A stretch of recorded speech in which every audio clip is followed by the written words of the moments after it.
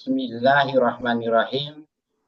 Assalamualaikum warahmatullahi wabarakatuh. Waalaikumsalam warahmatullahi wabarakatuh. Alhamdulillah wassalatu wassalamu ala Rasulillah wa ala alihi washabihi wa man tabi'al hudah. Yang terhormat para asatidz Yayasan Berkah Mulia Indonesia, yang saya hormati Bapak-bapak pengurus BMI serta hadirin sekalian, peserta kajian rutin Ahad malam Berkah Mulia Indonesia via online yang berbahagia. Alhamdulillah, segala puji bagi Allah Subhanahu wa taala yang telah memberikan nikmat-nikmatnya kepada kita semuanya. Di antara nikmat tersebut, kita bisa meneruskan kembali kajian ilmiah ini. Mudah-mudahan Allah Subhanahu wa taala memberikan taufiknya kepada kita untuk bisa mensyukuri nikmat-nikmat ini dengan baik, sehingga Allah Subhanahu wa taala terus menjaga nikmat ini ada pada kita dan memberikan kepada kita tambahan kenikmatan-kenikmatan yang lainnya. Tidak lupa sholawat dan salam, keberkahan dan kenikmatan semoga selalu terlimpahkan kepada Nabi Agung Muhammad Sallallahu Alaihi Wasallam, Nabi yang sangat kita cintai, sangat kita junjung tinggi, Nabi yang selalu kita teladani. Mudah-mudahan sholawat, salam, keberkahan dan kenikmatan tersebut juga tersambungkan kepada seluruh keluarga beliau, seluruh sahabat beliau, dan seluruh kaum muslimin yang mengikuti beliau dan para sahabatnya dengan baik hingga hari akhir nanti. Jamaah hadirin kajian online Berkah Mulia Indonesia yang semoga senantiasa dirahmati dan dimuliakan Allah SWT. Sebelum acara dimulai, saya akan membacakan susunan acara kajian kita pada malam hari ini. Kajian online Berkah Mulia Indonesia 16 Jumadil Akhir 1447 Hijriah atau bertepatan dengan tanggal 7 Desember 2025 Masehi. Pemateri insya Allah akan disampaikan oleh Ustadz Dr. Fahmi Iramsyah, MPD, CPD Hafizahullah, pukul 20.00 sampai 20.05, MC membuka acara. Pukul 20.05 sampai 20.15, tilawah surat Al-Insan ayat 23 sampai 31 oleh Bapak Rindra Prianto, terjemah insya Allah oleh Bapak Agus Siddiq. Pukul 20.15 sampai 20.25, para kata Ketua Pengurus BMI dari Bapak Iwan Hambali, insya Allah live dari Kota Suci Mekah Al-Mukarramah. Pukul 20.25 sampai 21.15, pemaparan materi kajian oleh Dr. Ustadz Dr. Fahmi Iramsyah, MPD, CPD Hafizahullah. Pukul 21.15 sampai 21.30, soal jawab. Pukul 21.30, MC menutup kajian. Marilah kita buka kajian kita malam hari ini dengan membaca basmalah dan doa memohon ilmu dan amal. Bismillah. Allahumma inni as'aluka ilman nafi'a wa rizqan thayyiba wa amalan mutaqabbala. Untuk selanjutnya pembacaan tilawah ayat suci Al-Qur'an ayat 23 sampai 31. Untuk acara selanjutnya pembacaan tilawah ayat suci Al-Qur'an Al-Insan ayat 23 sampai 31 oleh Bapak Rendra Prianto dan terjemah oleh Bapak Agus Siddiq. Kepada Bapak Rendra Prianto dan Bapak Agus Siddiq kami persilakan. Tafadhol Bapak. Terima kasih. Assalamualaikum warahmatullahi wabarakatuh. Waalaikumsalam warahmatullahi wabarakatuh. A'udzu billahi minasyaitonir rajim. Inna nahnu nazzalna 'alaikal Qur'ana tanzila. Fasbir li hukmi rabbika wa la tuti' minhum athiman aw kafura.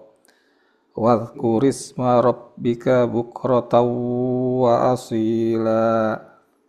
ومن الليل فاسجد له وسبحه ليلا طويلا إن هؤلاء يحبون العاجلة ويذرون وراءهم يوما ثقيلا نحن خلقناهم وشددنا أسرهم وإذا شئنا بدلنا أمثالهم تبديلا إن هذه تذكرة فمن شاء اتخذ إلى ربه سبيلا وما تشاءون إلا أن يشاء الله إن الله كان عليما حكيما يدخل من يشاء في رحمته والظالمين أعد لهم عذابا أليما صدق الله العظيم. Aku berlindung kepada Allah dari godaan setan yang terkutuk. Sesungguhnya kamilah yang menurunkan Al-Quran kepadamu Muhammad secara berangsur. Maka bersabarlah untuk melaksanakan ketetapan Tuhanmu. Dan janganlah engkau ikuti orang yang berdosa dan orang yang kafir di antara mereka. Dan sebutlah nama Tuhanmu pada waktu pagi dan petang. Dan pada sebagian dari malam, maka bersujudlah kepadanya dan bertasbihlah kepadanya pada bagian yang panjang di malam hari. Sesungguhnya mereka orang kafir itu mencintai kehidupan dunia dan meninggalkan hari yang berat, hari akhirat di belakangnya.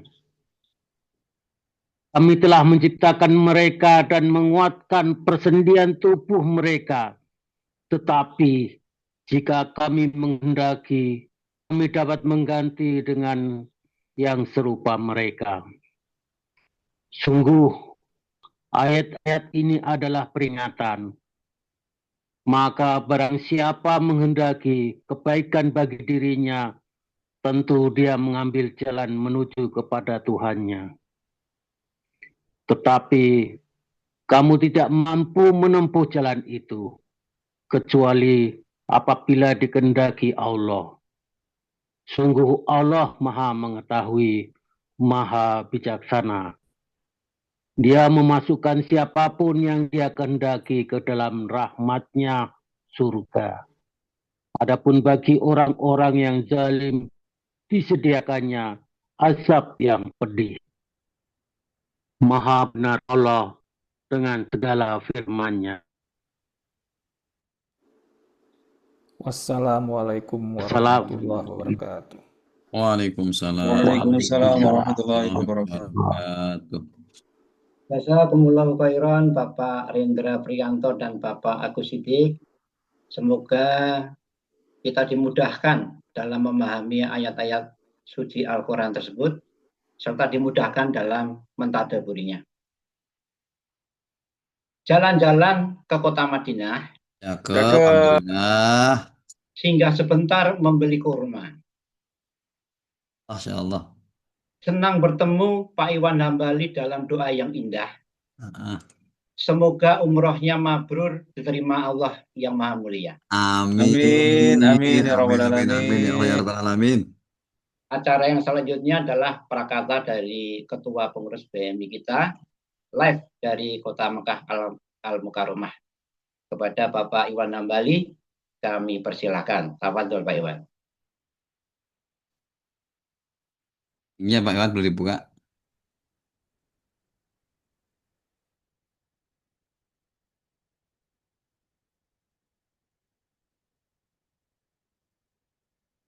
Ya, mic-nya belum, Pak. Mic-nya, mic.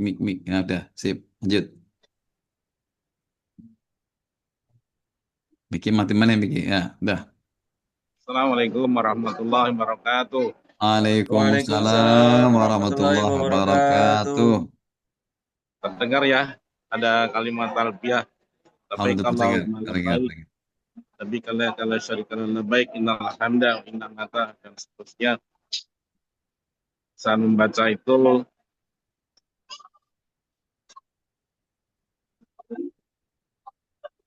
tidak bisa diceritakan dengan kata-kata. Ini satu nikmat Allah Azza wa Jal untuk itu besar yang Allah berikan kepada kami sekeluarga. Alhamdulillah. Tadinya saya akan ingin menyampaikan ini di dalam Masjidil Haram, namun secara teknis ternyata tidak memungkinkan. Satu, suaranya lebih berisik ya. Kedua, askarnya juga tegas, jadi tidak mungkin. Akhirnya saya putuskan saya kembali ke hotel. Padahal hotel saya ini ada di depan Ka'bah persis, kira-kira berjalan kaki 10 menit di sofa hotel. Ini satu rezeki nikmat Allah yang sangat besar, dan saya ingin berbagi kenikmatan ini pada saudara saya di Berkah Mulia Indonesia. Dan saya sangat tadi tempat saya doakan di depan Ka'bah waktu kami umroh, baru selesai umroh ini, baru selesai tahallul, maka tadi saya mintakan pada Allah saudara-saudara saya yang di Berkah Mulia Indonesia supaya segera mendapatkan panggilan dari Allah untuk menuju ke tanah suci. Juga bagi yang sudah melaksanakannya, moga-moga Allah panggil kembali secepat mungkin. Karena di Masjidil Haram ada tanah haram dan banyak sekali nikmat-nikmat yang tidak bisa saya ceritakan secara langsung. Saya ini mau bicara banyak, tapi karena maaf masih campur aduk. Kalau permen mah nano-nano gitu ya, antara bahagia, yang pasti nangis. Siapapun pasti nangis, pasti. Itu bahagianya ada di rumah. Sampai saat ini saya masih rasakan, dan saya tidak perlu menceritakannya. Semoga rekan-rekan di Berkah Mulia Indonesia, para ustaz-ustazah segera menyusul ke sini. Barangkali itu saja. Saya tidak bisa berlama-lama. Nah, ini tadi minta izin ke security juga nggak boleh lama-lama. Maka saya sampaikan terima kasih. Ini saya pesan kepada rekan-rekan Berkah Mulia Indonesia untuk tetap istiqomah belajar Al-Quran. Semoga Allah akan membalas semua amal soleh Bapak Ibu sekalian. Baik, terima kasih. Itu saja yang bisa saya sampaikan. Assalamualaikum warahmatullahi wabarakatuh. Waalaikumsalam warahmatullahi wabarakatuh. Jazakallahu khairan Bapak Iwan Hambali yang sudah menyampaikan pesan-pesan dan doa beliau kepada kita semua. Semoga kita bisa melaksanakannya dengan baik. Sangat diharapkan kita betul-betul bisa menjiwai Islam, bisa menguasai simbol-simbol agama Islam, mampu menerapkan kaidah-kaidah, prinsip kaidah-kaidah yang sangat mendasar dalam Islam, sehingga Islam betul-betul menjelma pada diri kita, perilaku kita, dan tindakan kita. Semoga Allah SWT memudahkan, menguatkan, meneguhkan, dan membukakan pintu-pintu ilmu yang bermanfaat kepada kita, dan kemudian memberikan taufik untuk kita bisa mengamalkannya dalam kehidupan sehari-hari. Semoga kita diberikan tambahan semangat, kemudahan dan kesehatan, serta tetap istiqomah di dalam menuntut ilmu dan beramal saleh. Amin. Amin ya rabbal alamin. Harum sekali mangga kue ini. Sayang hanya untuk titipan. Belajar tekun di hari ini akan bahagia di masa depan. Alhamdulillah. Pada malam hari ini kita akan membahas kajian sirah sahabat Rasulullah, subtema sahabat Utsman bin Affan. Untuk itu marilah kita dengarkan dan kita simak pemaparan materi kajian kita pada malam hari ini. Insyaallah kajian akan disampaikan oleh Ustadz Dr. Fahmi Irhamsah MPD CPD Hafizahullah yang akan membahas kajian dengan tema sahabat Utsman bin Affan. Kepada Ustadz Dr. Fahmi Irhamsah kami persilakan untuk memaparkan materi kajiannya hingga pukul 21.15. Tafadhol Ustaz.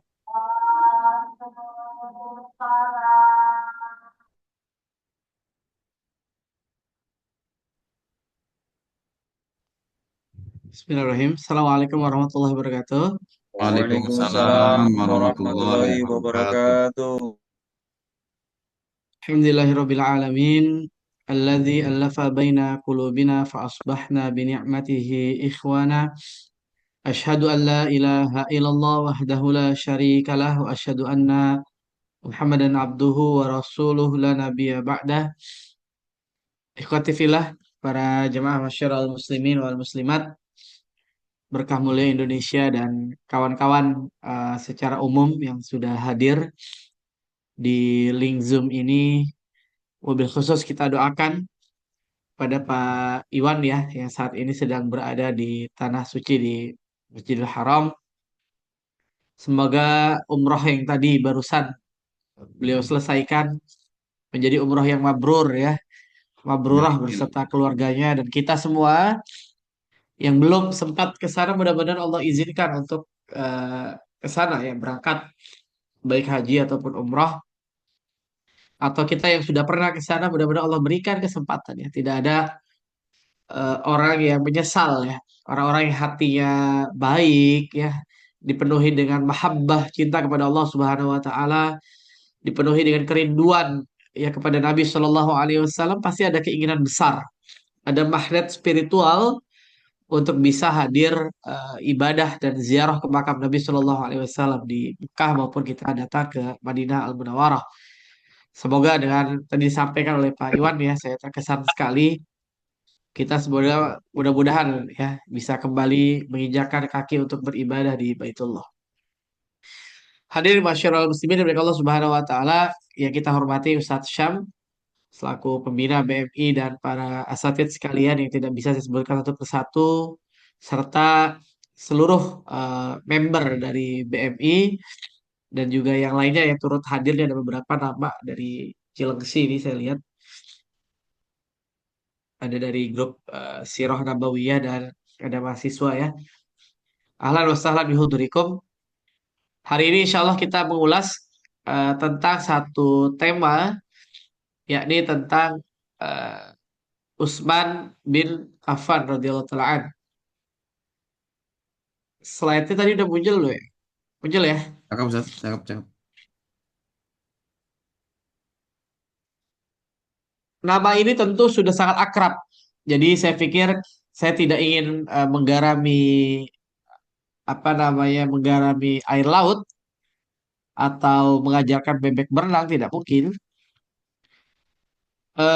Tapi hanya saling mengingatkan ya, mengingatkan karena tentu ini sahabat yang namanya sudah kita dengar sejak kita kecil ya, jadi bisa jadi banyak pengulangan, tapi mudah-mudahan ada hal-hal yang relate dengan kehidupan kita pada hari ini, karena memang begitulah ya, sirah nabawiyah dan sirah sahabiyah bekerja dalam kehidupan itu selalu ada perspektif baru ya bagi kita yang senantiasa mengambil ibrah ya, fa'tabiru ya ulil absar. Ada hal-hal yang kita bisa ambil ketika kita mentadabburi kisah-kisah luar biasa. Wabil khusus sahabat yang luar biasa ini, yakni Utsman bin Affan radhiyallahu taala an, semoga Allah meridainya.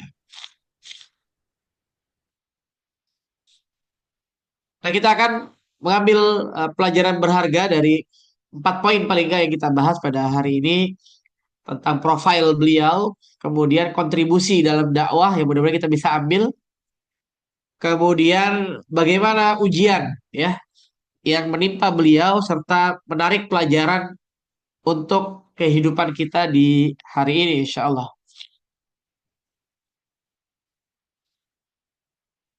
Hadirin masyarakat muslimin dari Allah Subhanahu wa taala, Utsman bin Affan ini secara lengkap, beliau ini Utsman bin Affan bin Abi Al-As bin Umayyah Al-Quraisy. Jadi masih keluarga besar dari Umayyah. Ya. Maka kita tahu nanti Muawiyah misalnya pasca Ali wafat ya, kita tahu bahwa ada pergantian Khulafaur Rasyidin, kepada Bani Umayyah, salah satu pertimbangan pemilihan pada saat itu para sahabat memilih Muawiyah bin Abu Sufyan adalah lantaran kedekatan ya nasab antara Muawiyah bin Abu Sufyan dengan Utsman bin Affan. Beliau lahir di Mekah dari keluarga besar Bani Umayyah yang merupakan keluarga yang cukup terpandang dan kaya raya. Jadi Utsman bin Affan ini sejak lahirnya sudah kaya raya ya Pak ya. Karena keluarga Bani Umayyah. Namun ternyata ketika Allah berikan beliau hidayah, Utsman bin Affan diberikan hidayah oleh Allah Subhanahu wa taala, maka luar biasa. Sehingga Nabi menyatakan beliau adalah salah satu dari 10 sahabat yang dijamin masuk surga ya Allah Subhanahu wa taala. Ya, nikmat banget ya Pak ya. Ibu bapak sekalian kalau kemudian sudah dapat stempel bahwa ini adalah calon penghuni surga ya, Masya Allah ya. Kalau kita udah ada yang dapat jaminan masuk surga belum Pak kita di antara kita nih? Udah ada belum? Belum ada ya. Kalau Utsman ini beliau termasuk dari 10 sahabat yang dijamin masuk surga ya Allah Subhanahu wa taala. Beliau terkenal sebagai pedagang yang sukses luar biasa, namun juga sangat dermawan ya. Dan memang selalu ada relevansinya ya, selalu ada relevansinya. Saya pernah ngobrol ya dengan seorang di Purwokerto. Beliau itu pengusaha. Beliau itu pengusaha, tapi beliau punya kebiasaan ya, persentase keuntungannya itu selalu diserahkan atau diberikan kepada lembaga pendidikan. Jadi beliau selalu mensupport ada sebuah lembaga pendidikan. Dia cerita awalnya tuh sedikit tuh, tapi semakin lama dia naikin ya infak dia kepada lembaga pendidikan ya untuk membantu pendidikan Islam, untuk membantu lembaga tahfiz dan seterusnya. Dia cerita justru makin tinggi yang Allah berikan itu. Bisnisnya makin berkembang pesat. Ya, bisnisnya makin berkembang pesat. Nanti kita lihat kisah Utsman juga ternyata luar biasa. Semakin banyak harta yang dikeluarkan untuk agama, ternyata banyak kebaikan-kebaikan yang diberikan oleh Allah Subhanahu wa taala. Ini tentu menegaskan kembali firman Allah, "Masalul ladzina yunfikuna amwalahum fi sabilillah." Perumpamaan orang-orang yang menafkahkan hartanya fi sabilillah di jalan Allah, kama habbat seperti sebutir biji. Ambatat sab'a sanabilahi fi kulli sumbulati mi'atu habbat. Yang melahirkan 7 tangkai dan tiap tangkainya dilipat gandakan 100 kali lipat. Wallahu yudha'ifu liman yasha' wallahu wasi'un alim. Hadirin masyarakat muslimin yang dimuliakan Allah Subhanahu wa taala. Nama ayahnya adalah Affan bin Abi Al-As. Ibunya Arwa binti Quraisy. Dan keduanya adalah Quraisy. Jadi beliau adalah Al-Quraisy. Hubungan dengan Nabi Shallallahu Alaihi Wasallam itu bertemu pada garis keluarga Abdul Manaf. Ya. Pada garis keluarga Abdul Manaf. Jadi ketemu di kakeknya Nabi Shallallahu Alaihi Wasallam yakni Abdul Manaf. Dan beliau dibesarkan dalam lingkungan yang baik, yang kondusif. Bahkan beliau sudah akhlaknya itu baik. Jadi dikatakan para ulama, Utsman ini termasuk sahabat yang sebelum masuk Islam pun tidak menyembah berhala. Ya, tidak menyembah berhala. Jadi ini menarik ya. Dan ini menegaskan kembali hadis dari Nabi Shallallahu Alaihi Wasallam, siapa yang Allah kehendaki baik, ya, maka Allah akan mudahkan untuk dia menjadi orang yang tufaqihu fiddin, menjadi orang yang faqih, menjadi orang yang dimudahkan dalam memahami agama, dalam memahami ilmu. Mudah-mudahan kita termasuk yang di dalamnya Pak ya. Bapak, ibu-ibu sekalian yang tadinya mungkin sebelumnya apa namanya kita belajar ngaji pun mungkin minatnya setengah-setengah, tapi alhamdulillah dipertemukan dengan Ustadz Syam, ditemukan dengan para asatid dari BMI, dan kita perlahan tapi pasti ya terus belajar. Saya selalu senang ya setiap pertemuan ini diawali dengan tilawah yang makin lama progresnya tuh kelihatan luar biasa ya. Makin baik, makin baik, makin baik. Mudah-mudahan kita ada kebaikan dari Allah untuk kita ya. Maka tadi barusan saya isi pengajian di masjid di Bekasi. Salah satu poin yang saya ingat ya dari seorang guru saya dulu, ada kalimat ulama menyampaikan a'zamul karomah luzumul istiqomah. Apa Pak? A'zamul karomah luzumul istiqomah. Jadi karomah paling agung, karomah yang terbesar itu adalah istiqomah. Istiqomah. Mudah-mudahan kita bisa istiqomah. Nanti kita lihat bagaimana inspirasi kita, sahabat Utsman bin Affan, mudah-mudahan menggerakkan kita untuk bisa lebih istiqomah lagi. Beliau dijuluki Zunnurain, pemilik dua cahaya. Jadi secara singkat saya ingin cerita bahwa Nabi Shallallahu Alaihi Wasallam ini pada awalnya besannya Abu Lahab, Pak. Ya, ini menggambarkan bagaimana Abu Lahab itu sangat mencintai Nabi pada awalnya. Ya, ini benar-benar kita berlindung ya. Ada orang yang awalnya mencintai Nabi, ujungnya justru membenci Nabi. Abu Lahab ini contohnya. Buktinya mencintai Nabi apa? Beliau membebaskan budaknya yakni Suwaibah waktu Nabi lahir. Abu Lahab juga menikahkan dua putranya dengan dua putri Nabi, yakni Utbah dan Utaibah bin Abu Lahab. Jadi dua putranya yakni Ruqayyah dan Ummu Kulsum itu dinikahkan dengan dua putri Nabi yakni Ruqayyah dan juga Ummu Kulsum ya. Apa dua putranya Abu Lahab, Utbah dan Utaibah dinikahkan dengan Ruqayyah dan Ummu Kulsum. Nah, qadarullah, begitu Nabi menjadi seorang nabi yang tadinya belum diangkat menjadi seorang utusan Allah Subhanahu wa taala, tidak ada masalah ya berarti. Namun ketika diangkat menjadi seorang nabi, Abu Lahab mulailah kebenciannya. Jadi kalau ditanyakan apa yang menyebabkan Abu Lahab benci, bukan pribadi Nabi. Pribadi Nabi tidak ada yang bisa diserang, Pak. Mau dari sisi apapun, akhlaknya, mau dari sisi kepribadian beliau tidak ada yang bisa diserang. Tapi kenapa Abu Lahab membenci Nabi? Karena dakwah yang dibawa. Karena agama yang diajarkan Nabi Shallallahu Alaihi Wasallam. Jadi bisa jadi Pak, ketika kita berusaha istiqomah dalam Islam ini, dalam dakwah, dalam agama kita, ada orang yang tadinya suka dengan kita jadi gak suka. Ada orang yang tadinya dekat dengan kita jadi menjaga jarak. Dan itu keniscayaan, Pak.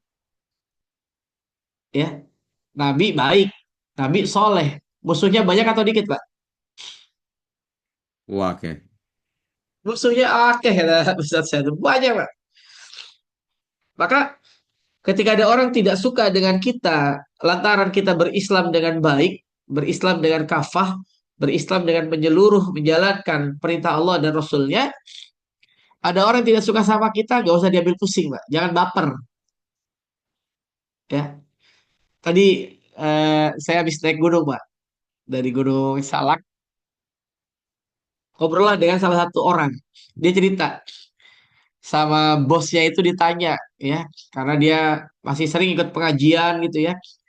Bosnya itu simpel aja, tapi nadanya nada merendahkan. Kata beliau ada cerita, kamu ngapain sih masih rutin ikut pengajian gitu?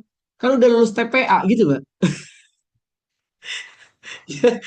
Jadi paradigma banyak orang umum di luar sana itu kalau sudah besar gak ikut pengajian gitu. Ngapain kan udah lulus TPA. Ini bahayanya wisuda TPA tuh mungkin Pak ya. Beliau cerita kayak saya tadi. Saya bilang, iya ya. Mungkin secara umum orang banyak yang gitu. Jadi bisa jadi Pak Bambang ya. Kemudian Pak Awan dan seterusnya mungkin ngapain sih ikut pengajian gitu ya. Belajar Quran ngapain ya. Gak ada kata terlambat. Saya teringat ya seorang profesor di UI, tetangga dulu di Daksina Pati Raya. Beliau baru belajar Quran itu, Pak, setelah pensiun. Jadi udah 70-an mungkin ya. Betul-betul baru belajar karena dulunya didikan Belanda dan seterusnya. Tapi giat gitu. Sebenarnya nggak ada kata terlambat. Cuma memang agak lebih berat, iya. Tapi tidak ada kata terlambat. Ya. Tapi pahala besar menanti. Bagi yang belajar dua, ya, dapat pahala belajar, dapat pahala membaca, ya. Kita kembali ke sini.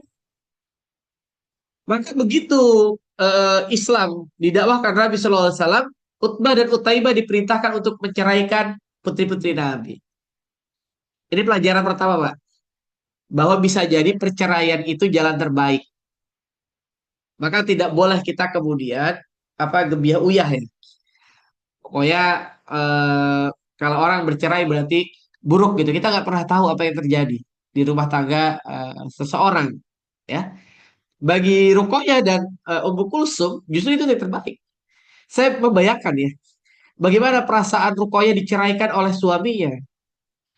Mungkin menjadi janda itu ya orang akan memandang sebelah mata di tengah masyarakat ya. Kalau kita pakai perspektif di hari ini. Tapi ternyata ujungnya Ruqayyah mendapatkan yang terbaik, yakni Utsman bin Affan. Mirip dengan Romlah misalnya. Salah satu putrinya Abu Sofyan namanya Romlah binti Abu Sofyan yang Allah uji dengan suaminya murtad, Ubaidullah bin Jahsy. Kemudian meninggal dalam keadaan murtad.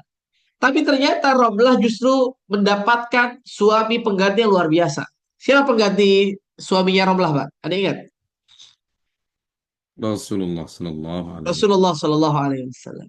Ya, padahal sebelumnya dalam tanda kutip menjadi janda ya, mungkin di tengah masyarakat dipandang tidak baik. Jadi jangan pernah kita gampang menilai seseorang. Ya, kita tidak pernah tahu apa yang terjadi. Hadirin bagi Allah Subhanahu Wa Taala. Maka setelah bercerai, Nabi menikahkan Ruqayyah dengan Utsman bin Affan. Singkat cerita, Ruqayyah ini nanti sakit ketika perang Badar. Jadi Utsman itu tidak tercatat ikut perang Badar, Pak. Utsman tidak ikut perang Badar karena waktu itu menjaga Ruqayyah binti Muhammad Shallallahu Alaihi Wasallam karena istri beliau sedang sakit dan qadarullah meninggal dunia. Jadi tahun-tahun kisar 2 Hijriah wafatnya Ruqayyah. Tapi yang menarik ada beberapa ulama yang tetap memasukkan nama Utsman dalam kisah-kisah perang Badar.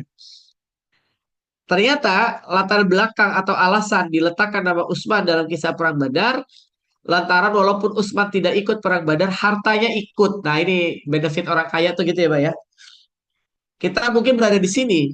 Ada saudara-saudara kita di Sumatera ya, qadarullah Allah uji di Aceh, di Sumatera Utara, Sumatera Barat. Kita di sini mungkin pahalanya mengalir. Kenapa? Karena ternyata kita menyisipkan sebagian harta kita untuk membantu saudara-saudara kita. Walaupun kita berada di sini, kita gak kenal mereka. Ya, tapi di hadapan Allah Subhanahu wa taala faman ya'mal misqala dzarratin khairan yarah. Selalu ada hitungannya di hadapan Allah Subhanahu wa taala. Ya, ini Pak pelajaran pertama bahwa kalau ada harta ya mudah-mudahan kita bisa berdakwah bil mal ya dengan harta kita seperti Utsman. Walaupun menjaga istrinya yakni Ruqayyah, tetap beberapa ulama mencatatkan nama Utsman dalam perang Badar padahal beliau gak ikut. Lalu kemudian setelah Ruqayyah wafat, Nabi menikahkan kembali putri beliau yakni Ummu Kulsum. Hingga kemudian Ummu Kulsum wafat. Kata Nabi Shallallahu Alaihi Wasallam apa? Seandainya aku masih punya satu lagi anak perempuan, akan aku nikahkan kembali dengan Utsman. Masya Allah ya, Pak ya. Seandainya aku punya anak perempuan satu lagi, aku akan nikahkan dengan Utsman. Qadarullah Nabi tidak punya lagi. Karena Fatimah sudah menikah dengan Ali. Ya, dan kakaknya Ruqayyah yakni Zainab juga sudah menikah. Jadi ini menunjukkan kedekatan ya khusus beliau dengan keluarga baginda Nabi Shallallahu Alaihi Wasallam.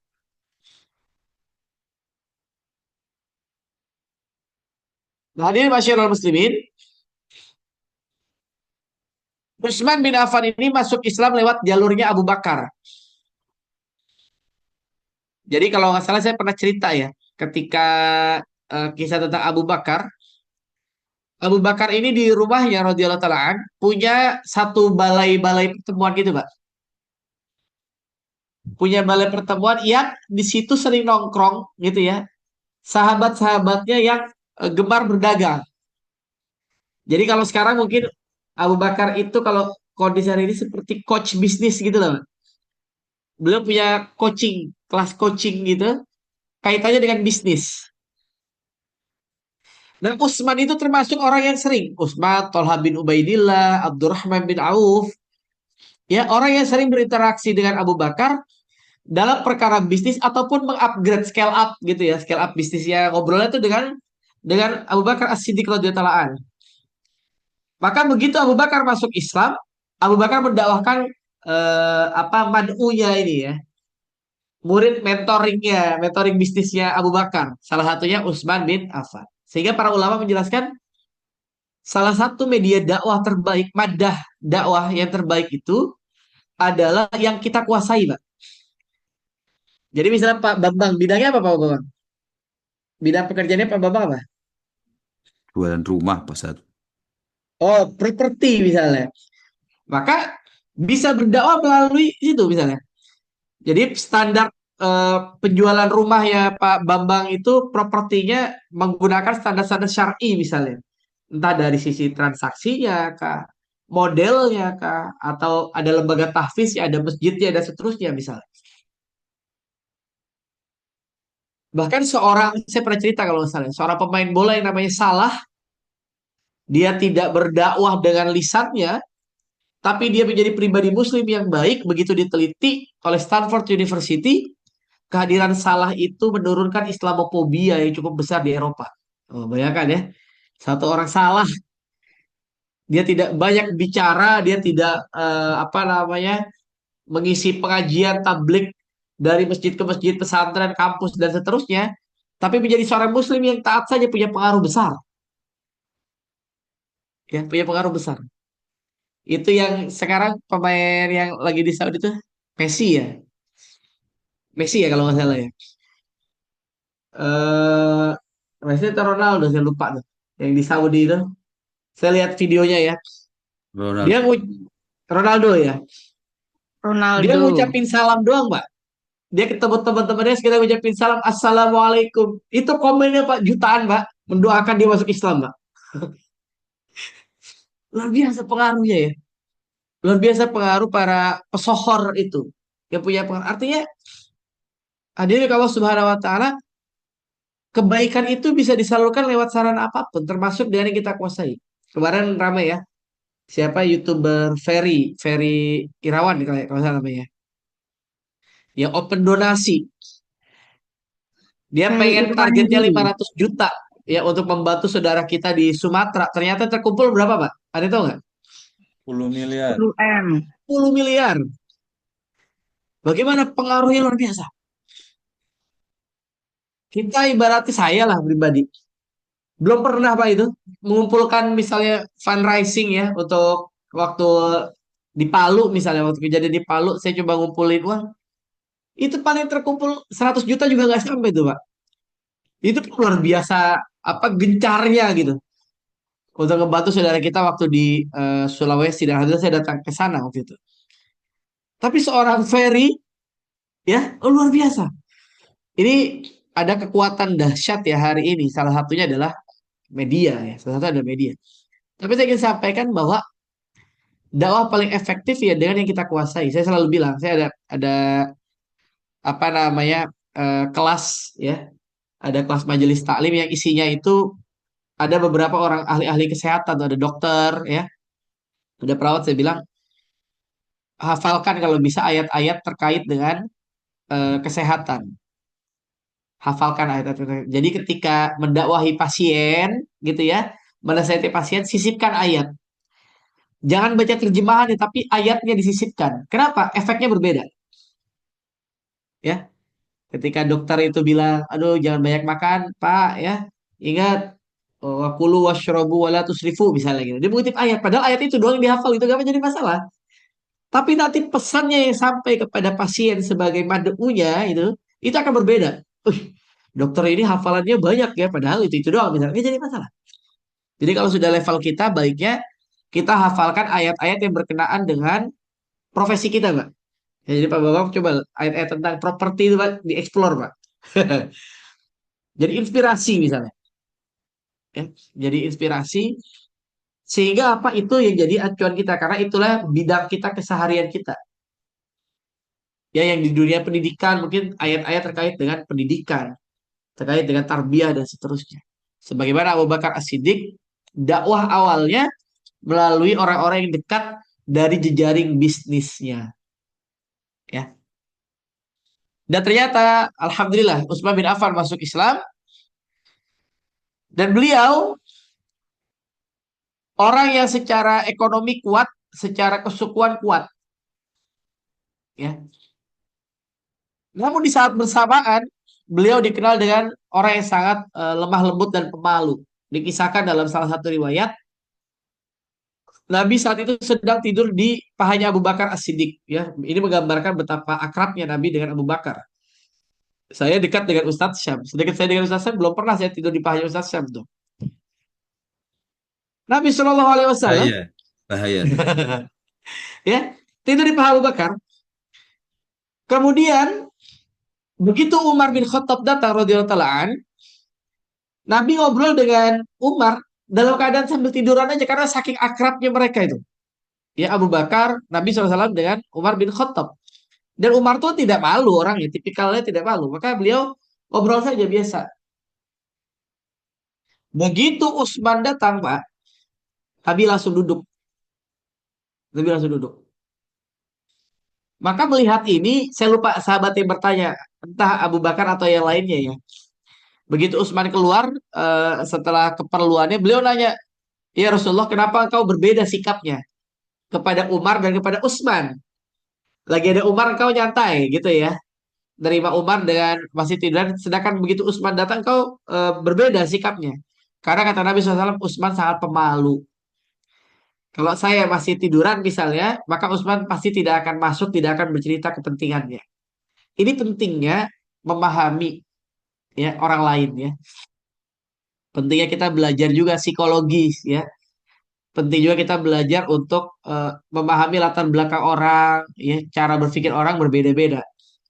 Sehingga istilah yang terkenal dari Ali bin Abi Thalib itu berdakwahlah dengan bahasa kaumnya ya, dengan yang dipahami oleh kaumnya. Lihat urf, lihat bagaimana tingkat pemahaman dia. Saya selalu bilang ke mahasiswa saya, kalau antum itu dakwah di kampung jangan kebanyakan istilah sasi-sasi gitu ya.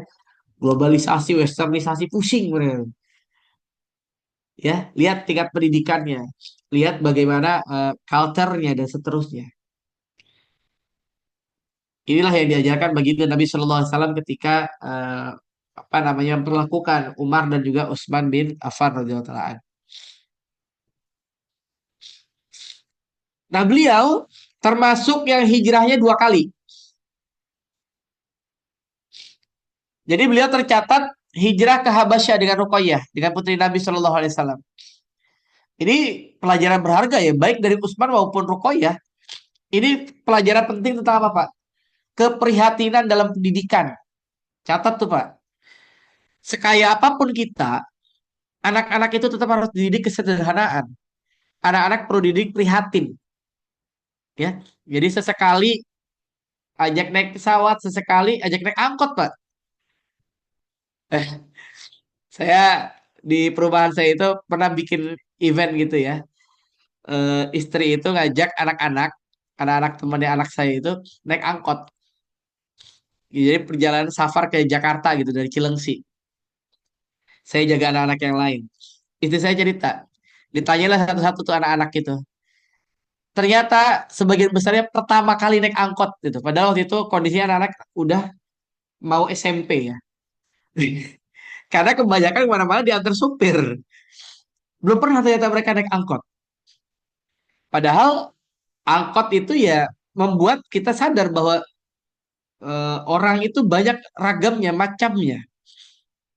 Ya, coba kita perhatikan bagaimana Ruqayyah putri dari Nabi Shallallahu Alaihi Wasallam dan juga Khadijah orang yang sangat kaya raya, Pak. Utsman pun orang yang sangat kaya raya, bangsawan. Itu kemudian pergi ke sebuah tempat antah berantah yang namanya Habasyah, yang pada saat itu belum tentu mereka akan hidup nyaman, nggak ada kejelasan. Bagaimana di sana, bagaimana perjalanan yang begitu berat, yang begitu susahnya. Maka kemampuan survival itu penting. Sehingga para ulama, ahli di bidang parenting bilang, salah satu kurikulum keluarga muslim itu adalah tarbiyah askariyah. Tarbiyah askariyah. Pendidikan kemiliteran. Minimal ya pendidikan pramuka, Pak. Paling nggak aja camping, Pak. Karena ini perlu aja camping tuh. Dia perlu bisa masak dengan kompor gas di camping misalnya. Qadarullah, kita nggak pernah berharap ya, jangan pernah sampai.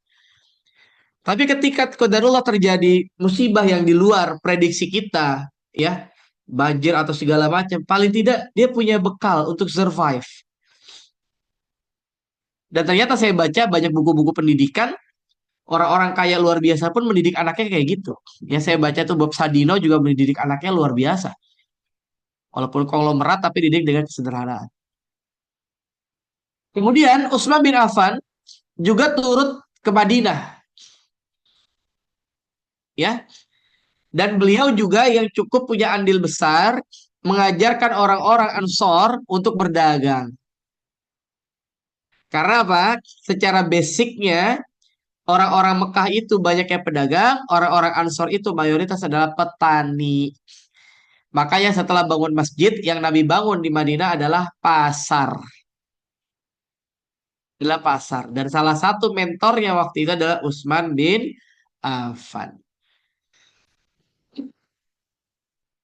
Jadi yang beliau bantu bukan ikannya ya, tapi kailnya.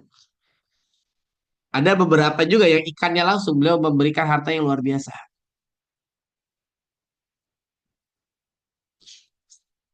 Dan salah satu kisah yang viral ya, yang bisa kita ambil pelajarannya adalah tentang sumur Ruma atau Rauma.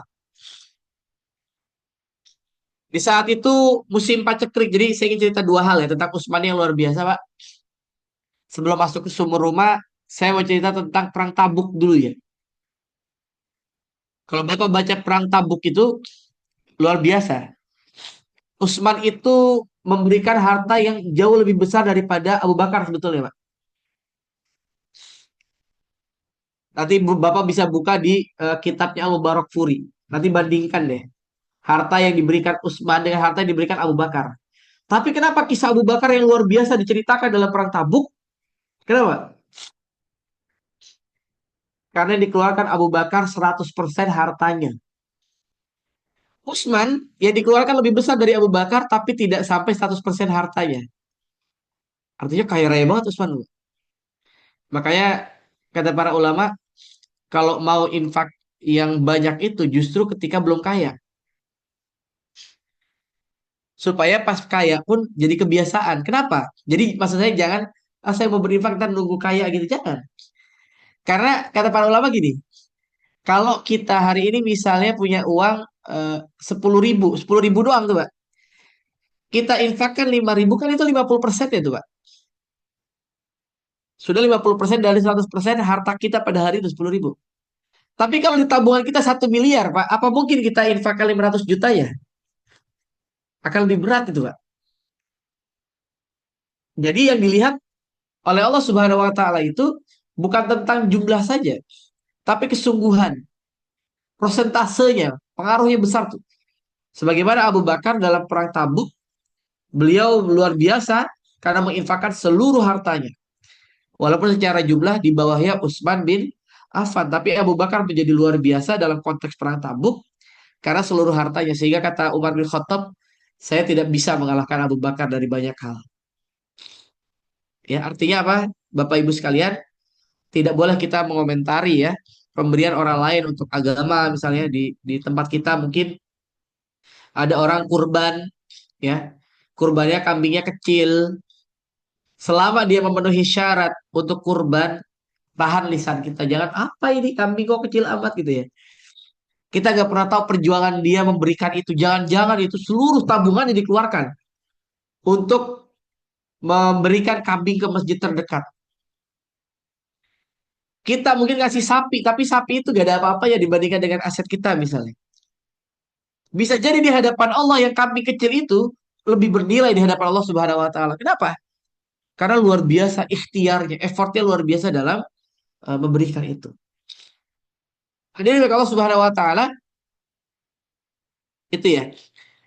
Jadi Usman, yang pertama kasus sumur rumah. Sumur rumah ini kasusnya adalah ketika musim panas. Ya,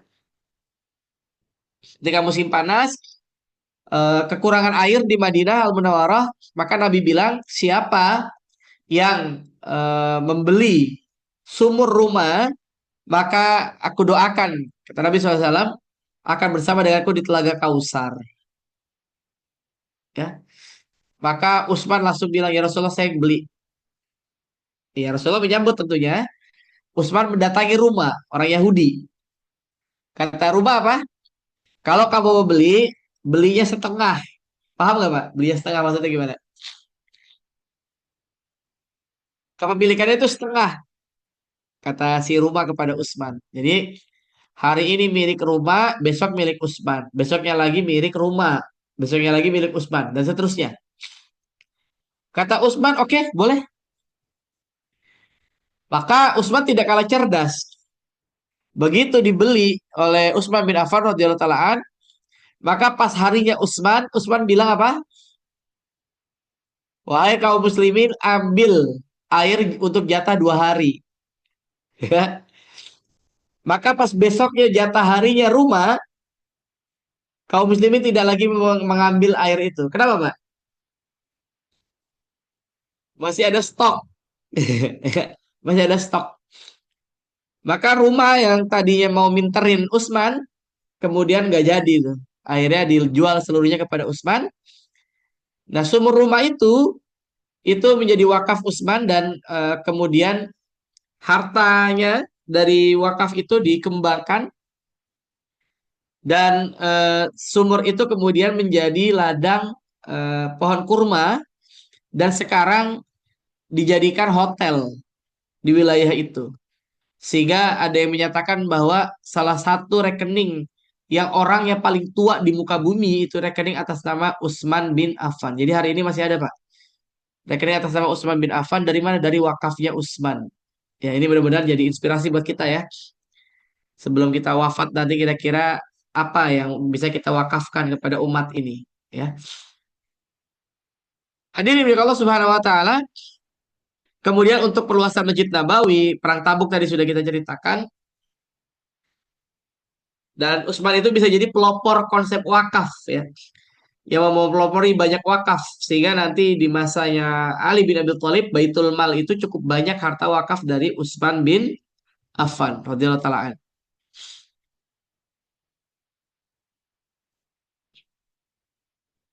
Hadirin masyarakat muslimin,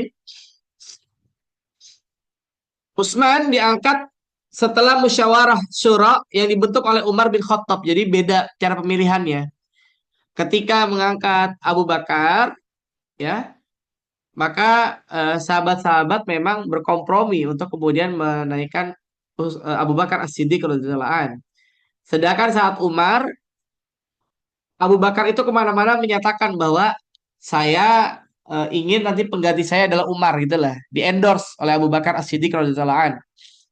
Sedangkan untuk Utsman itu dibentuk tim musyawarah, tim syura untuk kemudian memilih penggantinya Umar bin Khattab radhiyallahu anhu. Jadi ada tim yang dibiarkan oleh Umar dibentuk gitu ya.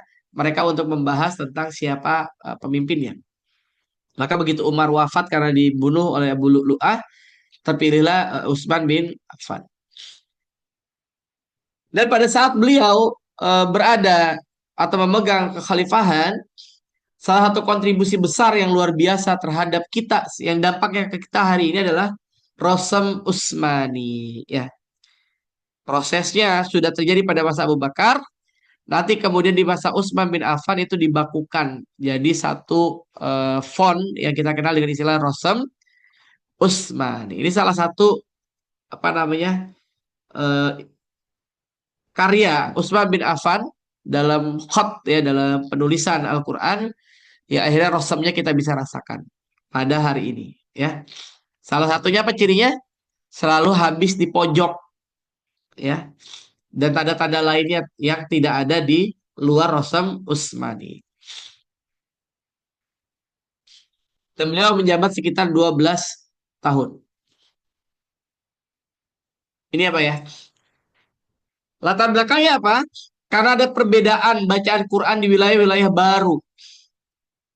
Sedangkan kita tahu bahwa Al-Quran diturunkan dengan qiraat sab'ah. Ada juga qiraatul asyar. Tapi kalau tidak ada penulisan yang baku, ini menjadi menakutkan ke depannya. Maka dibuatlah keputusan strategis untuk menyatukan tulisan ya. Sebetulnya tulisan bukan bacaan ya. Rosemnya. Kalau cara membacanya, nanti beda ulama kiroah bisa berbeda. Adapun kita di Indonesia siapa Pak? Riwayat yang banyak dipakai di Indonesia dalam bidang kiroah? Riwayat Imam? Eh? Imam Hafiz ya. Riwayat Imam Hafiz.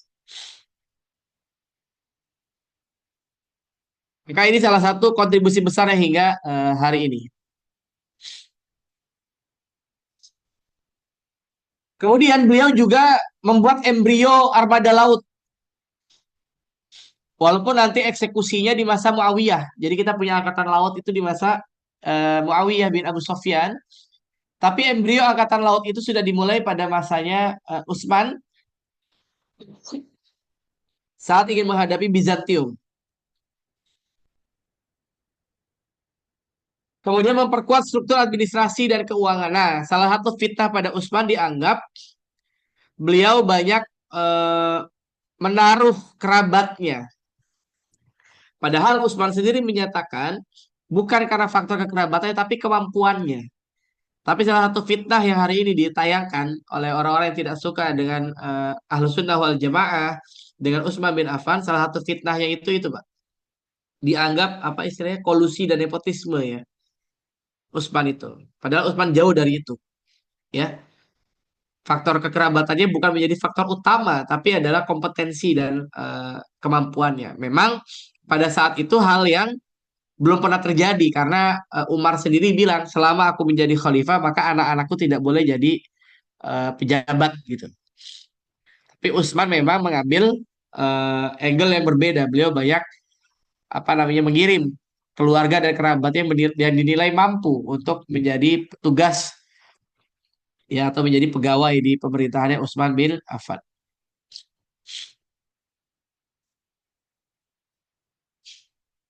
Di antara ujian Utsman kita cukupkan di slide ini yakni efek dari perluasan wilayah. Jadi ketika wilayah itu makin besar, kontrolnya juga makin sulit tentunya ya. Wilayah yang makin besar jauh dari pusat pemerintahannya ya relatif susah mengontrolnya.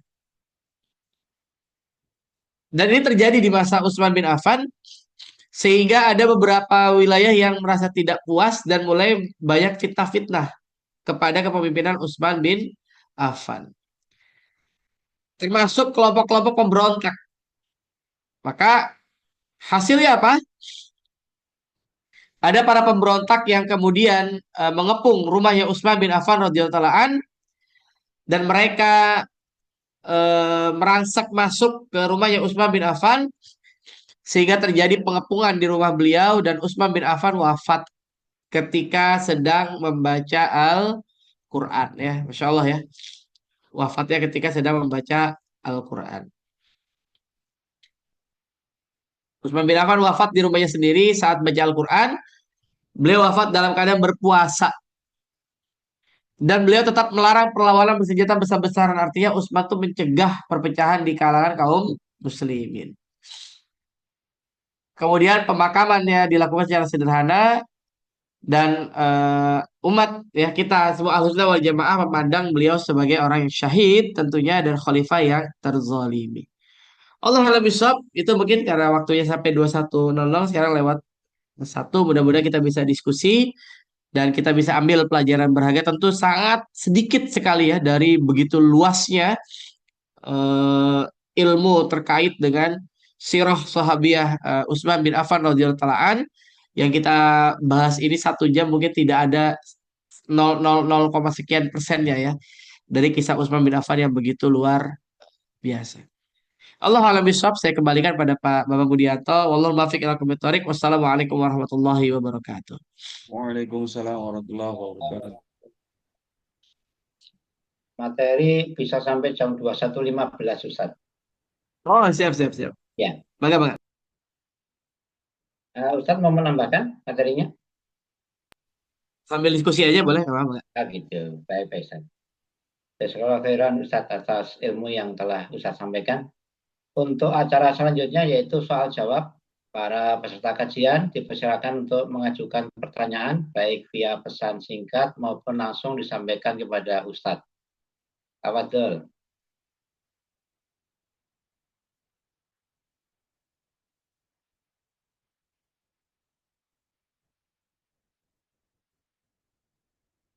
Ya, teman-teman, silakan.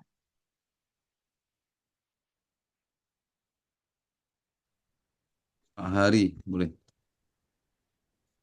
Assalamualaikum warahmatullahi wabarakatuh. Waalaikumsalam. Waalaikumsalam warahmatullahi wabarakatuh. Ingin bertanya, tapi ini agak maju ke depan ke arah dinasti Umayyah nih, Ustaz. Rasulullah pernah berpesan menyatakan bahwa salah satu cucunya itu menjadi pemersatu. Mungkin apa namanya? Tetapi kenapa kok salah satu cucunya itu akhirnya menyerahkan ke apa namanya ke klan Umayyah gitu, Ustaz. Mohon penjelasannya, jazakallah khairan katsira. Baik, syukran ya Pak Hari ya. Ini sebetulnya pembahasan di luar topik ya. Nanti mudah-mudahan kita bisa secara spesifik membahas tentang masa transisi. Ketika Hasan kemudian memutuskan untuk menyerahkan kekuasaan kepada Muawiyah bin Abu Sofyan, karena sejatinya saat itu itulah yang terbaik ya. Dan ini juga memang menandakan babak baru kepemimpinan atau kekhalifahan, karena memang Nabi SAW bilang ya dalam salah satu hadis kalau saya tidak salah bahwa kekhalifahan itu usianya sekitar 30 tahun gitu ya. Dan memang ketika Hasan menyerahkan itu genap sesuai dengan yang dikatakan Nabi Shallallahu Alaihi Wasallam. Yang kedua, ini menandakan justru betapa kelembutan hatinya Hasan, ya, betapa kelembutan hatinya Hasan. Dia memilih, ya, dia mengalah untuk menyerahkan kekuasaan kepada Muawiyah bin Abu Sofyan dan mencegah apa namanya keributan-keributan, karena kita tahu pada masa itu crowded sekali. Di masa Ali bin Abi Thalib terjadi perang Siffin, terjadi perang Jamal. Oke, nanti kapan-kapan kita bisa bahas lebih spesifik tentang perang ini. Maka Hasan memilih mengalah daripada kemudian mengambil tapuk khalifah. Beliau punya ijtihad pada waktu itu lebih baik dipegang oleh Muawiyah bin Abu Sofyan. Dan nanti dari masa Muawiyah juga kita tahu, ini luar biasa juga sahabat yang tidak kaleng-kaleng. Muawiyah ini kemudian yang memelopori tadi Angkatan Laut dan pembebasan Konstantinopel pertama. Ya, upaya pembebasan Konstantinopel pertama itu di masanya Muawiyah bin Abu Sofyan. Jadi pemersatu itu bisa jadi bentuknya dengan mengalah, Pak. Ya. Jadi mempersatukan itu bisa jadi bentuknya dengan apa? Kita memilih untuk mengalahkan, ada istilah apa? Sing waras. Sing waras apa namanya? Salah. Sing waras mengalah gitu ya. Ya waras itu mengalah. Ya. Jadi bisa jadi yang dimaksud tadi itu ya sikap Hasan itu ya, sikap Hasan. Seandainya Hasan bersikukuh misalnya memegang kekuasaan, bisa jadi konflik itu masih merebak pada waktu itu. Dan kenapa Muawiyah tadi saya bilang ya, karena salah satu titik persoalannya pada waktu itu sebetulnya beberapa sahabat senior inginnya sebelum terjadi baiat pada Ali bin Abi Thalib radhiyallahu anhu diselesaikan dulu kasus pembunuhan Utsman. Karena itu pada waktu itu kejadian yang kedua. Sebelumnya Umar bin Khattab kan dibunuh ya ketika sholat subuh, walaupun tidak langsung meninggal sebetulnya, ditusuk dari belakang. Kemudian Utsman bin Affan. Nah, pengennya waktu itu diselesaikan dulu nih masalah. Karena pemberontak-pemberontak ini kalau masih dibiarkan, ini akan membuat presiden buruk pada kepemimpinan berikutnya, gitu ya. Maka Hasan tentu belajar dari peristiwa-peristiwa yang terjadi di masa Ali bin Abi Thalib radhiyallahu anhu, sehingga keputusan itu bisa jadi latar belakangnya dari pemahaman Hasan radhiyallahu anhu pada waktu itu ya. Allah a'lam bishawab. Mungkin itu ya bisa disampaikan.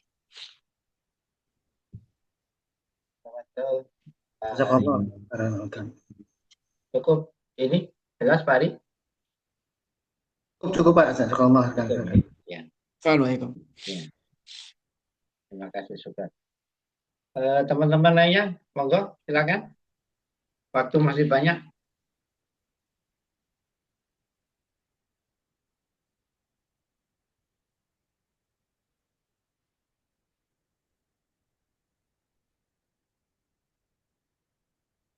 Sepertinya saya selesaikan slide dulu aja kalau memang belum ada lagi. Nah, silakan, Ustaz.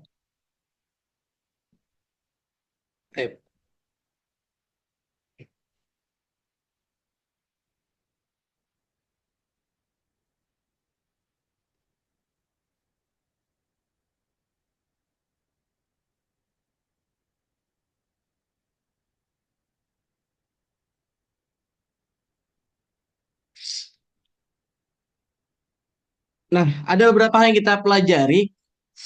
Yang pertama, beliau ini pemalu ya. Tadi kita sudah bahas. Yang kedua, lembut, santun, dan tidak suka kekerasan. Yang ketiga, ini penting, Mbak. Ini pelajaran buat kita menurut saya.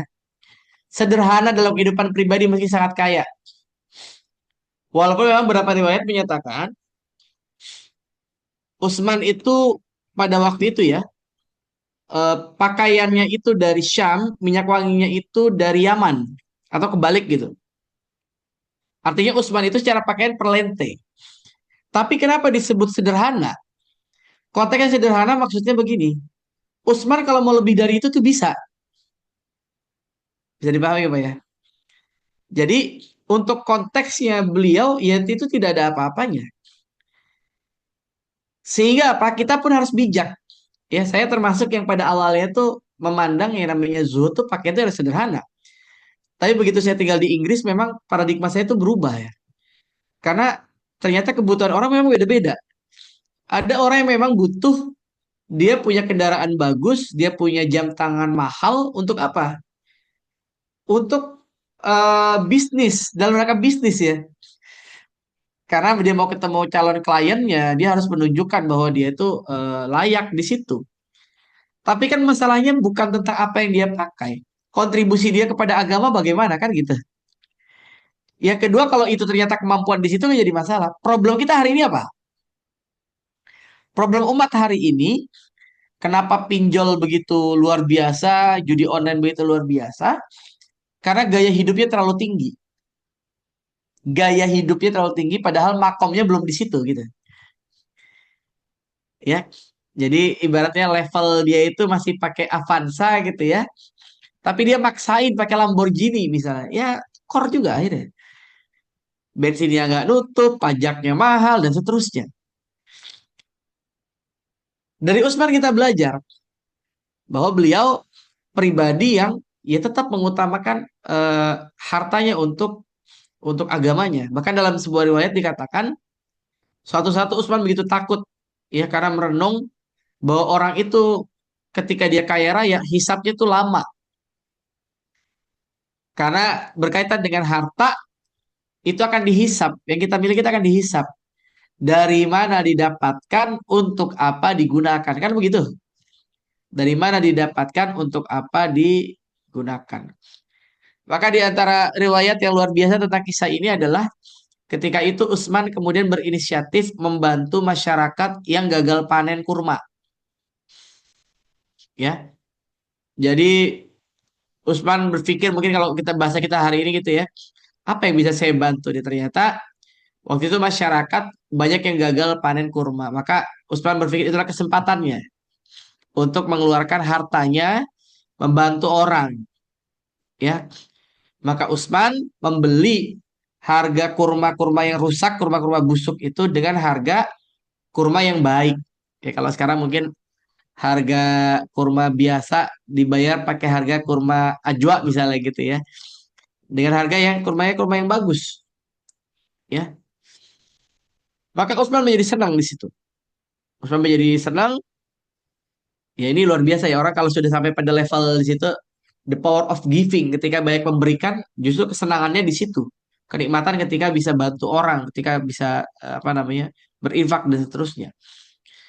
Qadarullah ternyata pada saat itu ada perwakilan, saya lupa dari wilayah mana, datang, dia nyari-nyari ke pasar, nyari kurma Madinah yang busuk. Karena konon itu bisa menjadi obat ya, Masya Allah ya, ini kekuatan kurma Madinah mungkin ya. Jeleknya aja deh dalam tanda kutip, itu manfaat gitu Pak. Itu kan kurma ajwa itu, kurma Madinah misalnya kalau kita diamkan lama pun dia masih enak tuh Pak. Nggak berubah harganya tuh Pak. Nggak, apa, rasanya nggak berubah ya. Kalau sudah kering sekali ya, sudah itu rasanya standar saja itu. Maka orang ini nyari. Waktu itu nggak ada yang punya. Kenapa? Karena sudah dijual kepada Utsman bin Affan. Justru begitu dicari, ketemu di Utsman, malah dibayar dengan harga tinggi. Jadi nggak jadi jatuh miskin tuh Pak ya. Yang niatnya menghabiskan harta buat ngebantu orang, ternyata malah Allah ganti berkali-kali lipat di luar ekspektasinya Utsman bin Affan radhiyallahu anhu. Dan itulah luar biasanya Utsman ya. Jadi memang ada orang-orang kayak gitu ya Pak ya.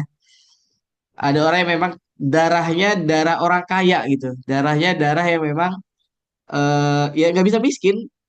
Mau dia mengeluarkan harta buat apapun, tiba-tiba dapat lagi dari berbagai sumber. Min haitsu la yahtasib.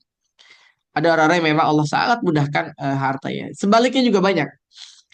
Dia mau ikhtiar apapun susah payah, bisnis gagal gitu ya. Banyak yang seperti itu ya. Tiap orang punya rezekinya masing-masing ya. Tiap orang punya rezekinya masing-masing. Beliau teguh menjaga kehormatan, pandangan dan lisannya. Nah ini, hifzul lisan. Ustaz, itu Salah satu ciri berarti akhlak seorang muslim adalah hifzul lisan, menjaga lisan. Ya, berapa banyak hari ini orang-orang yang kita pandang berilmu tapi lisannya itu tidak terjaga, ya. Gampang merendahkan orang lain, ya. Gampang mencemooh orang lain dan seterusnya. Mudah-mudahan kita Allah jaga ya lisan kita ini. Dan beliau dermawan, bukan cuma kaya. Karena kita tahu di Al-Quran ada juga orang kaya tapi bakhil. Siapa contohnya Pak? Korun. Ya, contohnya Korun. Jadi Masya Allah ya. Ada Korun yang kaya tapi bakhil, ada Utsman yang kaya tapi dermawan.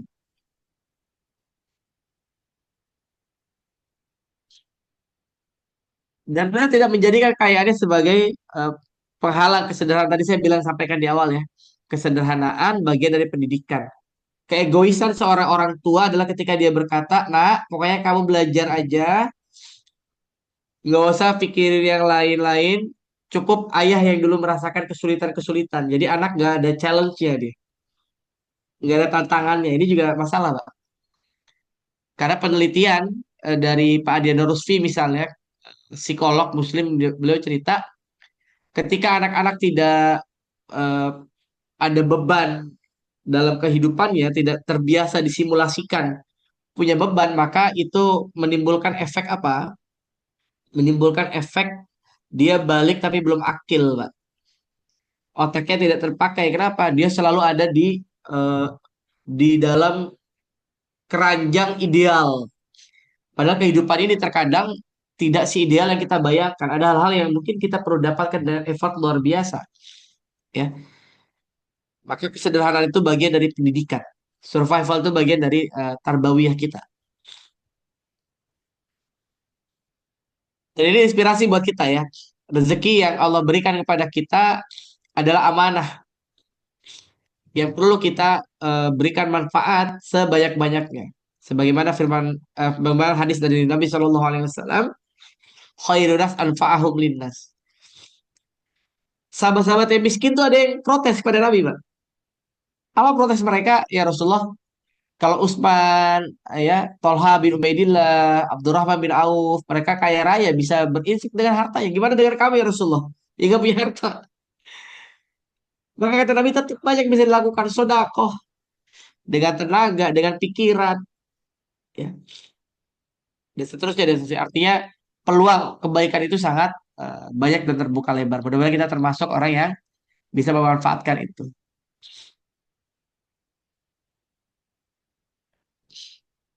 Maka kita cukupkan dengan slide ini. Meneladani Utsman dalam kehidupan sehari-hari, yang pertama menjaga rasa malu.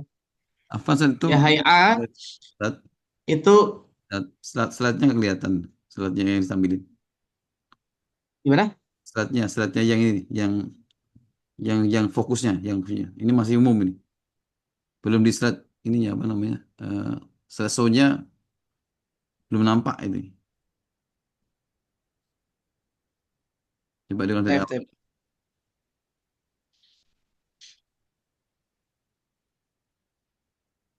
Udah muncul ya? Muncul tapi nggak betul ini ya, yang disampaikan Ustaz nggak muncul. Hanya judulnya, judul meneladani Utsman bin Affan doang. Yang disampaikan nggak nampak ke layar kita. Coba Oh, nggak muncul. muncul. Di sini muncul nih tapi ya. Iya, ini nggak gerak, Ustaz. Nggak gerak ini. Nggak gerak juga. Ya. Tadi slide-nya dikirim aja ya. Ya. Coba saya yang ngambil saja. Coba saya yang ngambilin. Baik. Ini mungkin Bapak Ibu sekalian, mohon maaf bila banyak kekurangan dan kealfaan. Saya ucapkan terima kasih. Kalau ada yang kita diskusi, kalau nggak ada kita cukupkan. Syukran. Waktu masih ada 12 menit lagi. Teman-teman ada yang mau ditanyakan? Silakan. Saya mau tanya saat ini. Nah, silakan Ustaz. Ustaz, untuk yang Utsman ini ya apa namanya, penuh dengan ini ya, intrik politik gitu ya, kalau kita perhatikan itu. Sampai Utsman itu orang sehebat beliau itu mati kondisi dalam kutip mengenaskan itu. Di kebun di rumahnya, dalam kutip bahasa kita dibantai gitu. Kondisi yang mengenaskan seperti itu ya. Itu pada itu zaman terbaik, zaman sahabat itu. Zaman terbaik, kurun terbaik seperti itu. Bagaimana zaman setelahnya gitu. Ini nyesek, saya baca Utsman itu udah nyesek aja gitu. Utsman, Ali, dari mulai Umar itu.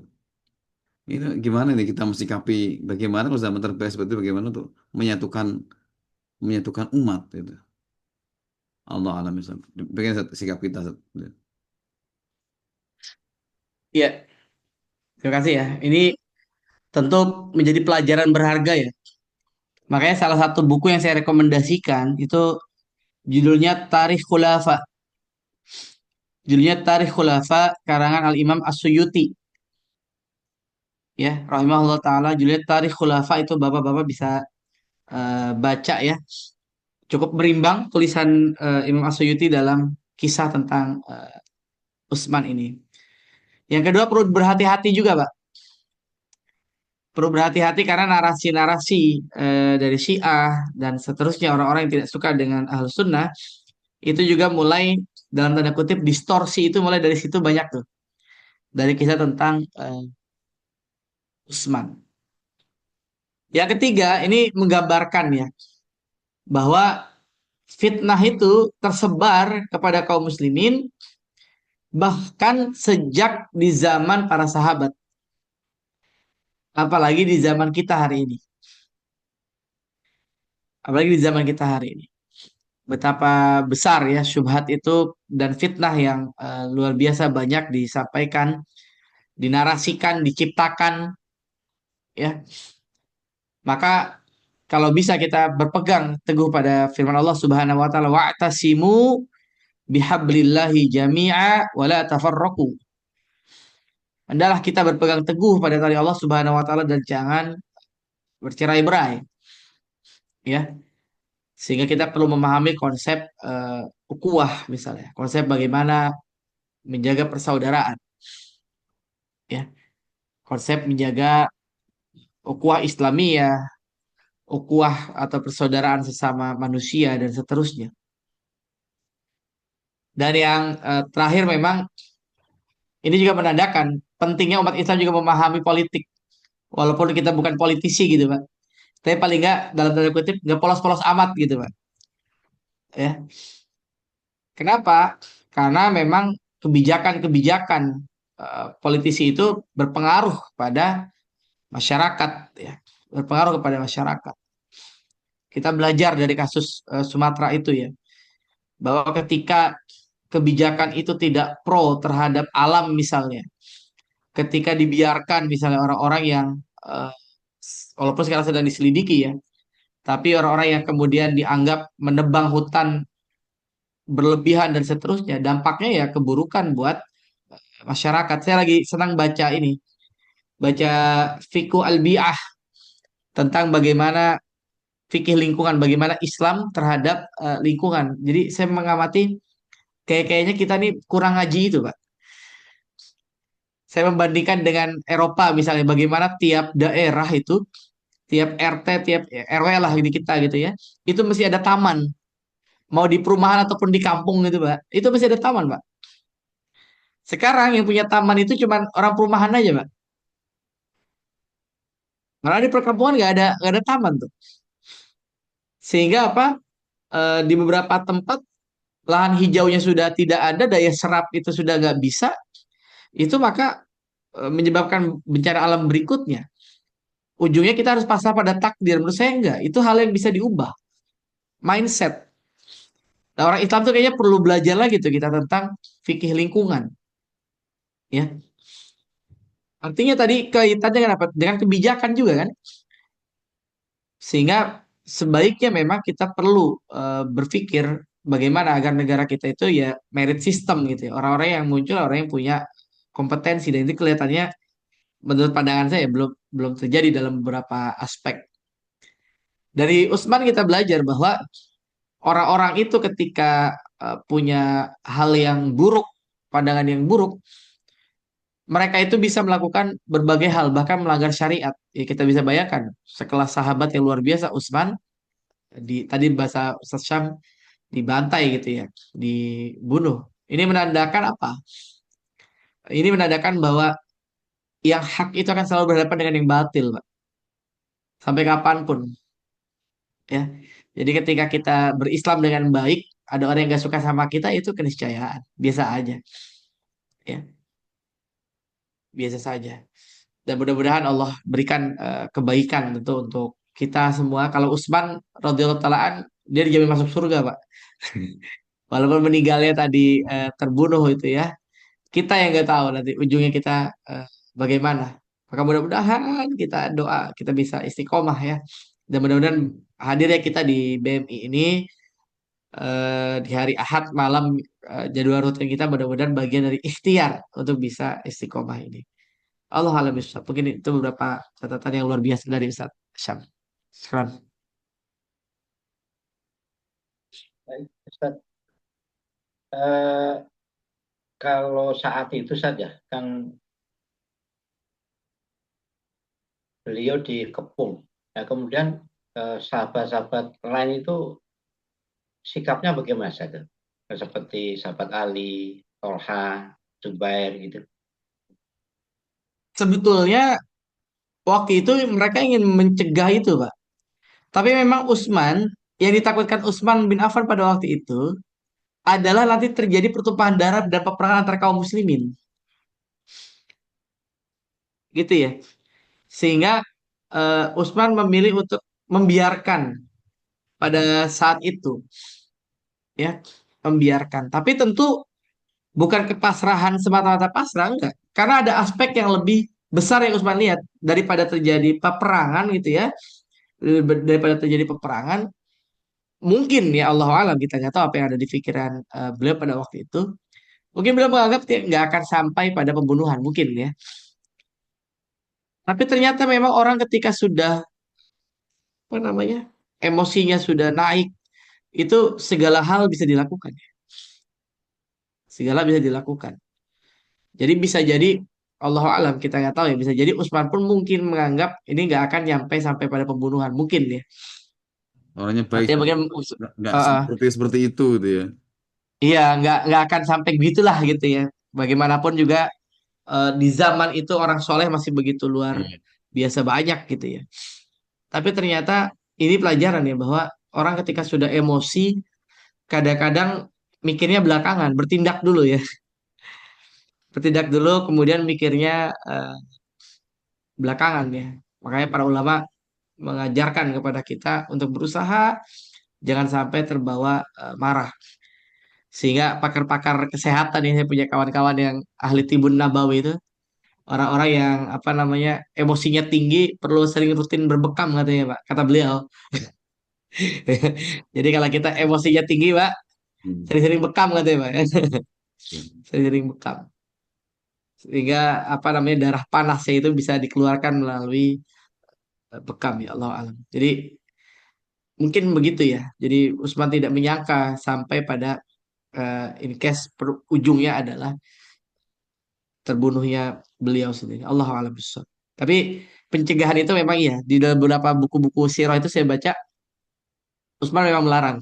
Sahabat tuh ingin melindungi Utsman, tapi Utsman menganggap jangan karena takutnya mungkin malah konflik lebih besar. Jadi kalau kita bahasa kita mungkin ada orang mau datang, dia mau dihadang, nggak usah bahasa tenang aja. Nggak akan ngapa-ngapain lah kurang lebih gitu kalau bahasa kita ya. Nggak ngapa-ngapain ternyata mereka justru ya Allah merangsek malah sampai mewafatkan Utsman bin Affan. Baik, Ustaz. Jazakallahu khairan, Ustaz. Waktu sudah menunjukkan pukul 21:28. Mungkin masih ada teman-teman yang mau disampaikan, ditanyakan? Cukup, Pak. Cukup ya. Baik, Ustaz. Pagi cerah, burung bernyanyi, menghias hari penuh makna. Terima kasih Ustadz Fahmi atas ilmu yang diberi, menjadi cahaya penuntun menuju jalan surga. Insya Allah, amin, amin, amin. Saling doakan ya Pak, doakan mohon doanya. Amin, amin, Ustaz. Jazakallahu khairan Ustaz atas semua ilmu yang telah Ustaz sampaikan pada malam hari ini. Semoga Ustaz senantiasa diberikan kesehatan, rezeki yang melimpah, sisa umur yang barokah, dimudahkan dan dilancarkan setiap urusannya, dirahmati, dimuliakan, dan senantiasa dalam ridho Allah SWT. Dan semoga ilmu yang telah disampaikan bermanfaat bagi kita semuanya.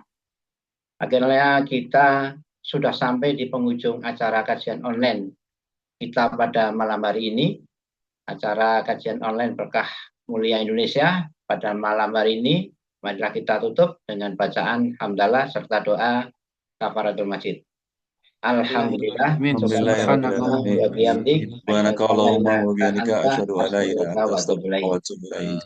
Barakallahu fikum. Mohon maaf atas tutur kata yang kurang berkenan di hati Bapak dan Ibu sekalian. Salam sehat, salam semangat, salam berkah mulia Indonesia. Wabillahi taufiq wal hidayah. Wassalamualaikum warahmatullahi wabarakatuh. Waalaikumsalam warahmatullahi wabarakatuh. Matur nuwun Ustaz Fahmi, Ustaz Sam. Monggo. Sekarang Coba pekan depan.